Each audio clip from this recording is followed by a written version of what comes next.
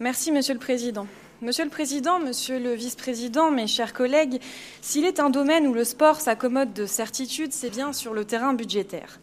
Et des certitudes, ce projet de budget en apporte, aussi bien du reste en ce qui concerne les moyens engagés en direction des sports et des sportifs d'Île-de-France que sur notre politique en matière d'accès aux loisirs. Première certitude, ce projet de budget réaffirme le rôle de la région en matière d'investissement dans les équipements sportifs de niveau régional, avec près de 25 millions d'euros en crédit de paiement, là où la précédente majorité en avait certes annoncé 33, mais simplement dépensé 11, selon la pratique désormais bien connue des autorisations de dépenses fictives et en tout état de cause gelées au lendemain du débat budgétaire. Qu'il me soit également permis de saluer, au nom du groupe UDI, la volonté affichée par l'exécutif d'intervenir bien évidemment selon des modalités différenciées, mais aussi bien en territoire urbain que rural. Car nous le savons bien, le sport pour tous, c'est d'abord du sport partout. Deuxième certitude, développer l'accès au sport implique certes de pouvoir aligner des moyens financiers, mais aussi, et en réalité surtout, d'affirmer des valeurs. C'est une évidence, le sport, les sportifs, parce qu'ils font partie intégrante de la société française, ne sont pas à l'abri des maux qui la frappent, des maux qui pour certains sont identifiés de longue date. Je pense ici aux discriminations, au sexisme et à l'homophobie, qui perdurent encore trop souvent, d'autres qui, s'ils sont parfois anciens, n'en prennent pas moins un sens nouveau à la lumière de la dramatique actualité que nous avons vécue ces derniers mois. Je pense bien évidemment à la radicalisation de certains publics de plus en plus jeunes.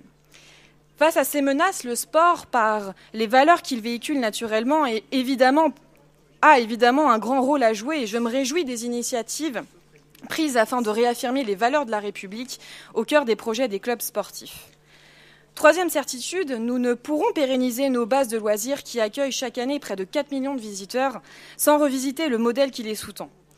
Créée pour la plupart au carrefour des années 70 et 80, elle nécessite aujourd'hui des investissements conséquents et ce, au moment même où certains départements ont fait connaître leur volonté de s'en désengager, au moins partiellement. Dès lors, et dans le contexte financier que nous connaissons, qui a d'ores et déjà été rappelé à maintes reprises depuis l'ouverture de ce débat budgétaire, nous ne pourrons maintenir ces équipements qui procèdent d'une logique de solidarité régionale sans solliciter de nouvelles ressources et, pour dire les choses simplement, sans entrouvrir leurs portes au secteur privé. Là encore, le groupe UDI salue le choix de tenir un engagement de vérité, le seul qui vaille en la matière. Je ne peux évidemment conclure sans évoquer le caractère exceptionnel que représente pour le sport en Île-de-France l'année 2016, entre l'organisation de grands rendez-vous internationaux comme le championnat d'Europe des nations de football et bien sûr notre ambition olympique pour 2024, pour laquelle je ne doute pas que nos vice-présidents Chantal Joanneau et David Douillet en seront de fervents ambassadeurs. Si ces rendez-vous constitueront en premier lieu des grands événements populaires, c'est aussi à nous de faire en sorte que, passé le temps de la fête, ils soient aussi des événements utiles en permettant à nombre de franciliens de venir grossir les rangs de nos quelques 2,3 millions de licenciés et de contribuer surtout au développement et au rayonnement de notre région. Je vous remercie.